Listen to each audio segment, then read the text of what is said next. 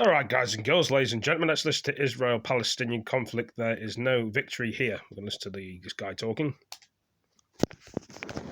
There is no victory here. After the horrific scenes of the last few days, the bombardment of residential buildings, the murder live on TV of entire families, children.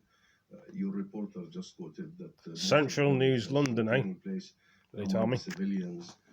In the UK. Save the Children are talking about more than 70 schools being damaged. The World Health Organization speaks of 18 hospitals being damaged.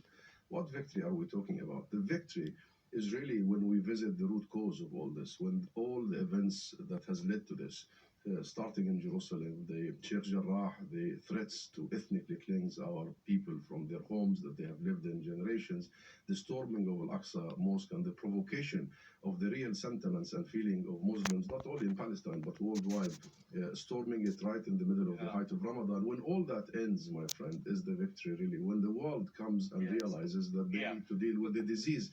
But going back to the status quo ante is no victory for anybody. No, but just let me make this point. I mean, you said that there's no victory for Hamas, no victory for anybody, and it's a point well made. So what has been achieved? What has Hamas achieved by starting the sort of military side of all this, by firing those rockets last Monday? What has been achieved other than, scores of civilians being killed in Gaza and 12 civilians being killed in Israel? It's really heartbreaking, and I think what your reporter Mark just said earlier, that this has saved Netanyahu's career, might be the only achievement for Netanyahu, is the continuation of this very right-wing fanatics in the Israeli helm, and the harboring of even the Kahane. Seen Human's office said ceasefire could be reached with a day or so. For a change of leadership in Israel is not going to materialize. That's number one. Number two, without a firm commitment by Israel to stop all of its policies in Jerusalem and everywhere, the settler colonial policies, all the aggression against the Palestinians, then it's a matter of time, not if, when we revisit these atrocities again. So that's why Foreign Minister right now in the UN General Assembly, that's why we are saying all over again, we must visit the root cause. We must deal with the disease, with the illness. That is the occupation, that is the colonization, that is the besiegement of the people in Gaza. That is such a fertile ground. But isn't that the problem, Ambassador? Isn't that the problem, that while Hamas are being, they represent the Palestinians, and while the Israelis are in conflict with Hamas, they don't have to talk to the Palestinian Authority. They don't have to talk to the Palestinian leadership about those issues that you're just talking about. No, Hamas does not say that they represent the Palestinian people. The Palestinian people have their institutions. That is the Palestine Liberation Organization, which represents every Palestinian. It has all Palestinian factions except Hamas. And there has been talks with Hamas for a long time to bring it on board the PLO.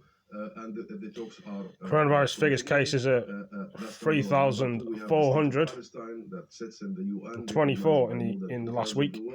So we don't have an issue with that. If Hamas Indian variant was talking about too. That's democracy. UK has risen to God. Are intact. The sole cases have gone up. of the Palestinians is the PLO. Office figures show that what we need right numbers now of cases. divide the Palestinians. This is not an issue between Palestinians.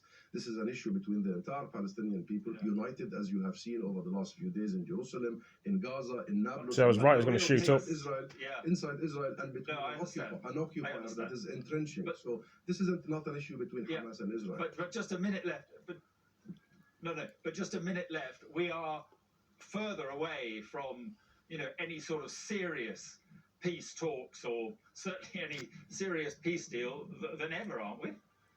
We might be, until the world really applies its own rules. If the world starts bringing a culture of accountability, if they help our efforts at the International Criminal Court, if they really help our efforts to implement sanctions, if they tell Israel that Israel is not above the law, I think we will have hope. But so far, superpowers, including the US, the UK, other countries, insist to keep Israel above international law, a law that the West has drafted, not us. It's very unfortunate, and it will affect the global... Phone's on low battery, bottle of water, of passion fruit, and fizzy water.